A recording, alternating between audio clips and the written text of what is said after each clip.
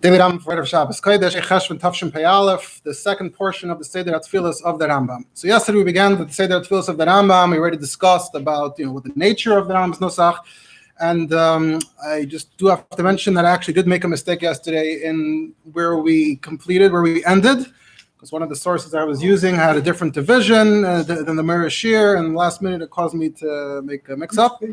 So yesterday's shir actually included the next few paragraphs, portion of the stuff that come after it. But it looks like no major harm was done. I think we're all okay. So nish gevaarlijk. So we'll be mashlim now, and then we'll continue to today's. So first of all, at the end of we ended with Nishmas yesterday. So first of all, at the end of Nishmas, the Rambam adds that on Shabbos, besides for Nishmas, they also say Mizmor Shir Yom HaShabbos, the whole Mizmor. Before you do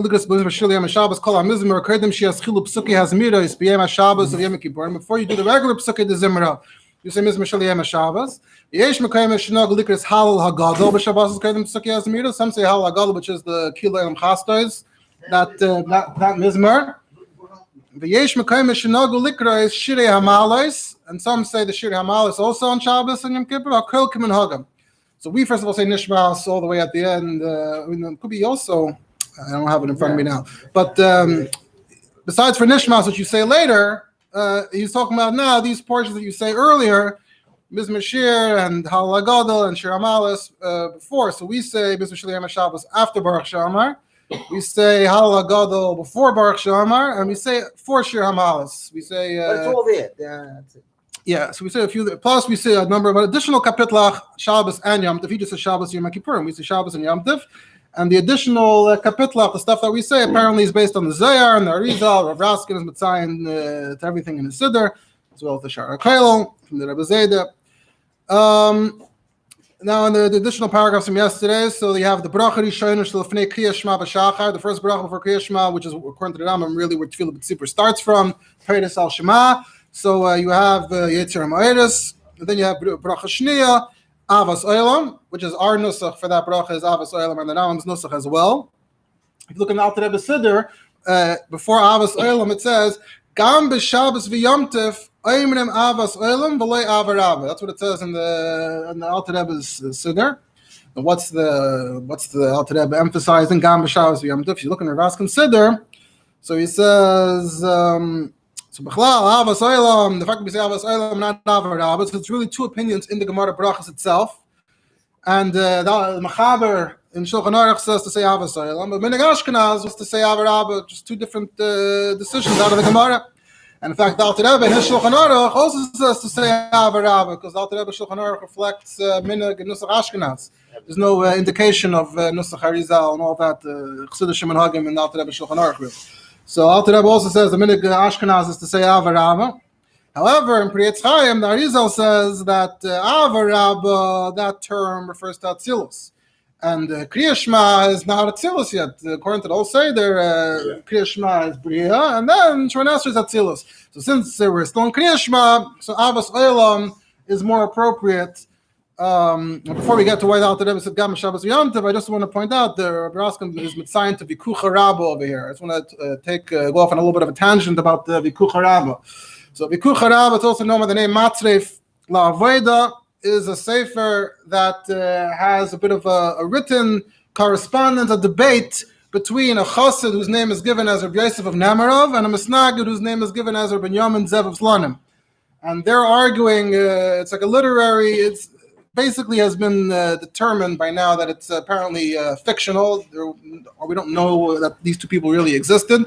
And it seems to have all been written by Rabbi Yankel Kadaner. Rabbi Yankel Kadaner is one of the early chassidim from the Alter Rebbe. He's known for Sipurim Neiroim, the famous early stories about the Alter Rebbe. He also has a Bir on Tanya, the Bir on Tanya Rabbi Yankel Kadaner. And the third thing is apparently this Vikucha Rabba that he really wrote as a sort of a literary device where he has this fictional misnagid voicing the tinus against the chassidim, and the fictional chassid giving as much as a persuasive response as Rabbi Kadaner thinks he can give. That's what I gave it to. But the way he presents it, Yamin Zev Slonim is a Talmud of the Vilna Gaon, and Yosef Nemarov is a Talmud of Levi Yitzchak Berditchev. It's a very interesting work.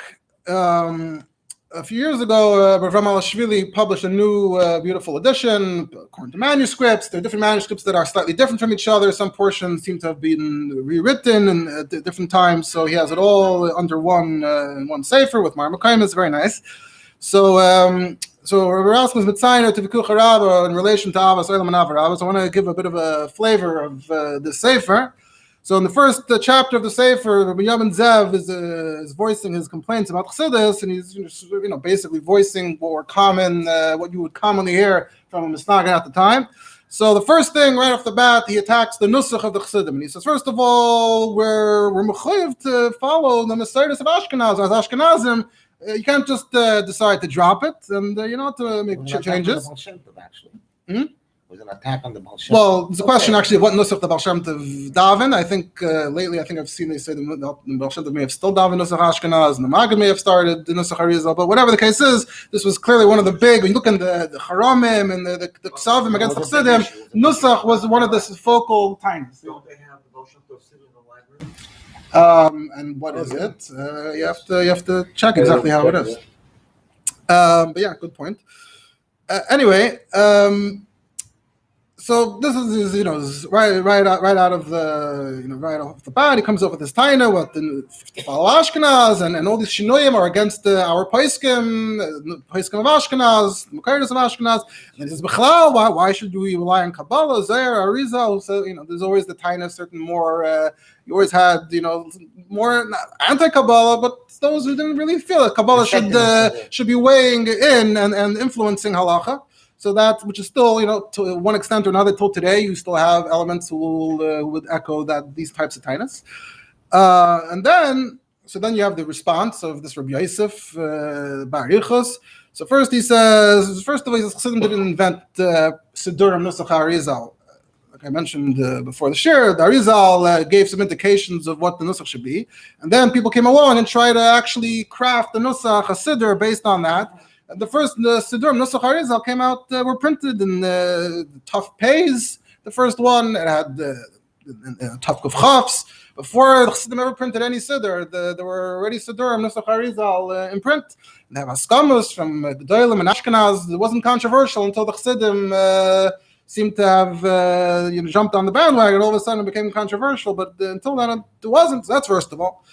And second of all, he says, as for relying on the Arizal as a mark, first of all, the Arizal himself is an Ashkenazi, which is itself part of the controversy. The Arizal's father was a Luria, so that's an Ashkenazi name. But his mother was a Sephardi from Egypt. His uncle lived in Egypt. If you know the story from Shivcha Arizal, he moved there, then they moved to join there. He grew up in Egypt for many years, and then he came back to Eretz Yisrael. So you can question how he identified himself. But at least his father was an Ashkenazi. The Chida was the opposite, incidentally. The Chida's father was a Sephardi, Azulai, and his mother was an Ashkenazi, and he identified mostly as a Sephardi, but he had that Ashkenazi side as well. Interestingly, the Chida himself writes one of his Sfarim about the Arizal, Shehu Haya Ashkenazi Mimishpachas Marashal. So at least to the Sfardim, they seem to consider the Arizal an Ashkenazi. He's a Luria, right? And the Chassam Sofer, who has a famous tshuva against Nusach Arizal, so he tried one of the things he tries to tie is that the Arizal is a Sephardi. So even if you want to follow the Arizal, it's only for Sephardim to follow him, but in Ashkenazi he couldn't. That's part of the. So anyway, the Vikuch Rabba says the Arizal is an Ashkenazi. And if you're a Sephardi, the Arizal's Nusach isn't particularly closer to yours than if you're an Ashkenazi. And anyway, he had Sephardi Talmidim, and then the generation later, you had Rav Nosson Shapiro, you had Ashkenazim, the Shalah, those who got very excited about the Teiras Arizal, and they're all changing their minhagim in order to follow the Arizal, both the Sephardim and the Ashkenazim. Anyway, his main point that he tries to assert here is that what the Arizal is actually doing is that the Arizal didn't make anything up. The Arizal is taking existing disputes, existing machlekes and Gemara discussions and Paiskim, and the Arizal is simply weighing in a superior way. He's making a new Seder out of the issues that already existed, and that's. Well, he doesn't even want to phrase it. He wants to frame it as a new Paisik Kaviyachal came along and made a new Seder. It is. With his power comes to Kabbalah, but you can essentially frame it as these are all questions that come up in Gemara, and he's deciding how to paskin halacha out of the Gemara. As you look at Nusach Ashkenaz, so you see there's different categories, elements of the Ashkenaz. The stuff that the Gemara says absolutely this is what you should do. The stuff where the Gemara has a machlekes and Ashkenaz does a certain way. There's machlekes with the Paiskim who explain the Gemara and Ashkenaz chooses a certain way. There's machlekes where it has nothing to do with Gemara. It's a whole new thing. There's minhagim. Then there's the elements of Nusach Ashkenaz which are minhagim that don't touch on dinim b'chlal. You could essentially maybe do whatever you want. And then you have parts of Ashkenaz that are actually minhagim that are basically against the din, and yet that's Nusach Ashkenaz. And then he goes through each of the 6 categories and shows how the Arizal made a Seder and fixed the problems, the flaws in the Nusach Ashkenaz. And he says, in fact, the Nusach Arizal is closer to Talmud Bavli, closer to what the Gemara says than what Nusach Ashkenaz is doing. And whenever the Arizal says to do something, it's always based on solid Rishonim. It's not like he's making things up. So one of the examples he gives is the Machlekes of Avos Olam and Avarabba. So it's Machlekes of Rabbanan and Shmuel. So different than Rambam Paskin like Rabbanan to say Avos Olam. Taisvus and the Rosh said that in Shachris we should say Avarabba, and Ma'ariv we should say Avos Olam. And the Arizal said to go with Stamad the Gemara is Rabbanan. Shouldn't you go according to Rabbanan? It makes sense. If you're just a Talmudist, you would think that you should go with Rabbanan. And the different than Rambam. You shouldn't say Avarabba even on Shabbos. And here he mentions this idea that Avarabba is Atzilus and Kriya Shema is Bria. So the Rosh doesn't have a say here. And if the Tur and the Rosh would have seen this information, they probably would have also agreed. Always good to say that. Now, would this actually convince the Misnagid's Tainus in the beginning? Lav Dafka, but sort of establishing, giving a framework to understand how Chassidim look at it. So that's just this discursion on the Kucharab. Back to Raskins, he points out that actually in Chassidus sometimes, Mittel Rebbe Mamarim sometimes says, Masha anu eimrim avarabba avtanus. Interestingly, Chassidus sometimes the partaiches and the schayes that we don't even follow. So, for example, avarabba. And back to the question of why did the Seder? Why is it saying the Seder? You say it bein b'chol bein b'Shabbos. It's the Shara Koil writes that in Seder Arizal Tfus Zalkava, which was the first Chassidic nusach, wasn't from the Alter Rebbe, but it was Chassidic nusach. That's what they did. That you do this, and on Shabbos you do that. So therefore, the Alter Rebbe had to make a special announcement here. No, Shabbos it's not helping anything. You have to say Avos Olam always. The Rambam, moving on. The Rambam that was about Avos Olam. Then the Rambam goes on and says Bracha Achrein Shel Achar Kriya Shema B'Shachar Zehu Nuscha. He tells us about Emes V'Yatziv Tadol Yisrael. Then, before he continues to Shemona Esrei, the Rambam jumps to Ma'ariv, to the Brichas Kriya Shema of Ma'ariv. That's the order that he goes in, unlike the Sidurim today.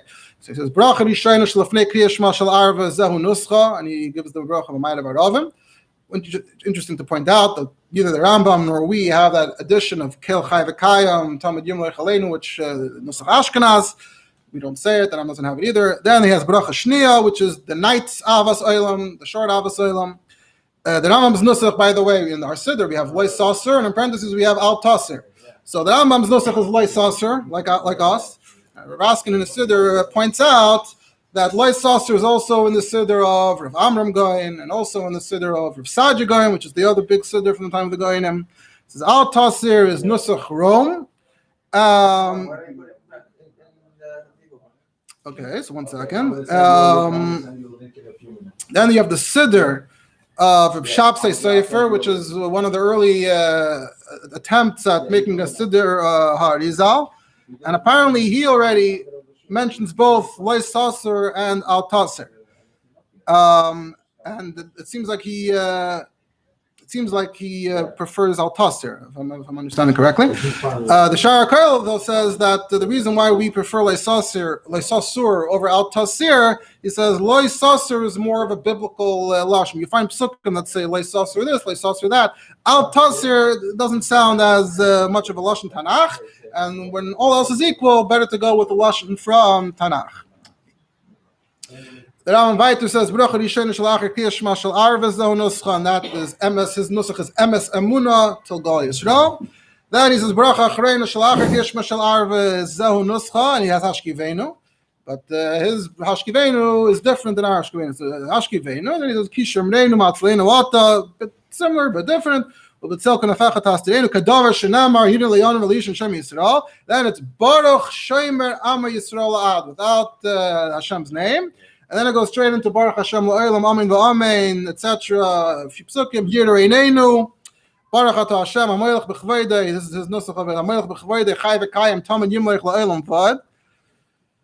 And then the Rambam, I'm going to comment on that in a second. Then the Rambam actually adds, "V'nogam mitzvah lahaisep psukim em tzabaracha zu."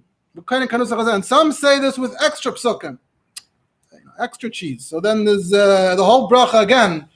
He brings the whole bracha again with extra psukim, and then he ends off again. Baruch atah Hashem hamelech b'chvoidei chai v'kayim tamid yimleich la'olam vad. Now this is a big topic. This whole story of Yirei Neinu, whatever you want to call the bracha. There's different names for the bracha. Baruch Hashem Le'olam, Yirei Neinu. You can call it hamelech b'chvoidei. So many nuschais after Hashkivenu or as part of Hashkivenu. It has mainly a bunch of psukim. It has a bit of a nusach at the end. Because of the fact that we finish Hashkivenu with a bracha, Mm-hmm. that's why we don't put in bracha Shalom, because we have sukkah. Right. They leave out Hashem's name Right. so they can continue. Right. So there's three options. One option is to have two brachas. One option is to not say it at all. One option is to combine it into one bracha, which is what the Rambam is doing. So let's talk about where this comes from. Now, if you look in the Mishnah talks about the number of brachas. It says Be'erev Mevarech Shtayim Lefana, Shtayim Lachara. Doesn't mention third bracha. Right? So Shtayim Lachara. The first source that we have for adding anything for this Yirei Neinu, for this whole story, comes from the time of the Goinim. And Rav Natcher Noi Goin, who was the first to write about Nusach HaTefillah, even before Rav Amram Goin, he has some chuvas about it. So he writes that Yirei Neinu was composed by the Rabbanon Basroi. So he himself is saying that it's a later composition. It sounds like it's like from the time of the Rabbanon Sforoi. It's Basroi relative to Tanoim, Amoraim. There's some other sources that say other things, but Samuroim were after Amoraim. Yes, but before the Goinim. Yeah. Now, if they came up with it at this later point, the question is why? What moved them to suddenly compose a new tefillah? So Rav Natcher Noi Goin, all these says something very unclear. He says that it's according to those who say that tefillah's arvus rishus. Tefillah's arvus rishus, so therefore they made Yirei Neinu. What does that mean? Right. So the Orchos Chaim says that essentially because tefillah's arvus is rishus, so this Yirei Neinu was actually originally meant to replace Shemoneh Esrei. You said Shema, and that Shema you have to say at night. That's not Rishos. So you come and say Shema. But Tfilas Arvis is Rishos. Shemoneh Esrei is optional. So instead of Tfilas Arvis, they said Yirei Neinu, and then you can go home. And it says it has Yud Ches Askaris. It has Hashem's name 18 times. Keneged the Yud Ches Brachas. So you're sort of commemorating Shemoneh Esrei like that. And he says this is to make things easier because otherwise you're going to be later in Shul. People didn't want to be in Shul when it was late and it was dark. That's why in Europe they used to daven Ma'ariv early. But if you're davening Ma'ariv Bismana, it's getting late. They're far away from the Yishuv. So Yirei Neinu was supposed to replace it. He says the Rashba is the source. Although in the Rashba himself seems to say that they daven Shemoneh Esrei at home. Just B'tzibur, they didn't. But Rashba also seems to mention that there was an element of Shas Hashmad, that the danger in Shul wasn't just regular mazik, but it's referring to like a Shas Hashmad kind of situation. Taisvis seems to mention mazikin in the more conventional sense. And then you already have opposition. You have those that start saying, why are we adding this? If you are davening Shemoneh Esrei, if it's not replacing Shemoneh Esrei, if you're saying this extra bracha, you're supposed to say Gula Tefillah. Now we already have Ashkivenu, and that's Gula Arichta, but now you're adding another thing. So then you have those that respond and say, if you already have a Gula Arucha, you already have a Gula Arichta, if you're already adding Ashkivenu, so maybe Yirei Neinu is also part of the Gula Arichta. Add it on. You have another... Some say no, you can't just add whatever you want and say it's a Gula Arichta. So that's where the solution that you see here in the Rambam comes of combining it into one bracha. So then it's Arichta. If Hashkivenu is a Gula Arichta, then it's one long Arichas. So you, instead of saying Baruch Atah Hashem, Shem Ram Yisrael Ad, you just say Baruch Shem Ram Yisrael Ad. And then you continue, and the chasim is all the way at the end. So why didn't the Alter Rebbe? That way, if you taina, you're not supposed to have three brachas. You're only making two brachas. If you taina it's a Gula Arichta, it's one bracha.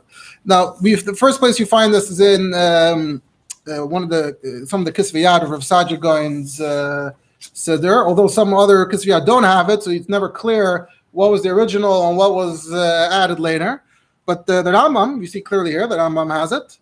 And that persisted to some extent for the Sfardim. I don't know if anyone still does it today. didn't get all the way down to the bottom of it. Lamaisa, that's not what the Ashkenazim do. So either you say it as a separate bracha or you don't. They put in Hashem, Baruch Hashem, Ashkenazim, yeah, they said it as two brachas. That was always okay. in the East. They had this solution, but not in Ashkenaz. So either you say it or you don't. So Nusach Ashkenaz, they say it, regular Nusach Ashkenaz. Chassidim, I think most don't. Maybe some do. I haven't paid attention. But maybe some do or some don't, or maybe most do. Okay. This also comes up in Bikuch Rabbi, actually already mentioned by the Misnagid. The Misnagid says our Paiskim worked so hard to defend it. How can you go against our Paiskim who took great pains to defend what we do? Meanwhile, the person responding, according to his approach, he says, "What do you mean? Look how problematic it was. The Arizal came along and freed us from this problem." So again, I don't know if they're communicating with each other, but these are the two approaches. But the Arizal is closer to Talmud Bavli, to what the actual Gemara tells us to say two brachas. That was all yesterday's. And now we finally got up to today's. So we're going to go a little quicker for today's. So first, the Rambam has Nusach brachas Hatefillos v'Siddur and Shmona Esrei. He brings all 19 brachas according to his Nusach. But the Arizal is basically an Achlan. He's not a Rishon. Right, but with his special chveis, his koyach, his gedula, and the fact with the Kabbalah, so that puts him on the same playing field, and then we prefer his way, the way he resolved all the issues. It's not like Nusach Ashkenaz was so perfect from a Talmudic point of view. That's what he's trying to claim.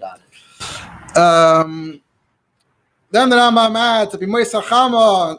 In the regular Nusach, he writes Masha Baruch Hamayid Gashem. Then he adds at the end, Moisach Chama. In the summer, you say Baruch Hashem, Baruch Hashniyah, Rabbi Mered Atal, which is also what we do. We say Mered Atal in the summer, unlike Minhag Ashkenaz, which is just to skip it. This also comes up in Mikuch Rabba. That comes up in the category of changes that don't harm anyone. It's not against any din. So for one example, he says is that instead of saying the Kadesh for Kedusha, we say Nakdishach, or we say Keser in the Musaf. Who cares? It's not. It didn't come up in Gemara. The Gemara doesn't have an opinion one way or the other. There's no din relating to how to say this. So let's go with the Arizal. Another example is with regard to Mered Hatal. There's actually a Tosfos that says that Yesh Eimin Mered Hatal. He says even Tosfos says Yesh Eimin Mered Hatal. So what's the problem? Obviously, again, if you're into Nusach Ashkenaz as a concept, that's not gonna. But if you think the Arizal is sort of an equal here, and this point about how it's not even against anything, and even Tosfos didn't have a problem with it. So what's the problem? Then the Rambam says Mevarech Brachat Shias B'Nusach Hazeh. Regarding Baruch Aleinu, which his nusach is B'chal Borchenu. Now he has a much shorter nusach for the summer compared to the winter. We just have a very slight difference. We say the same bracha in the summer and the same talamater in the winter. The reason why has to do, I think, the Torah already has this concept that there's a certain number of words for each bracha in Shemona Esrei. He counts the words. And then the Arizal came with a different count. But that's one of the big, when you talk about Shemona Esrei, one of the big discussions is the number of the words. So even though the Saint Talamater does add 2 words, but you're definitely not that you have to do. But otherwise, you want to sort of keep the number of words probably the same, as opposed to a very dramatic difference between summer and winter. Look in the Ras consider for more details.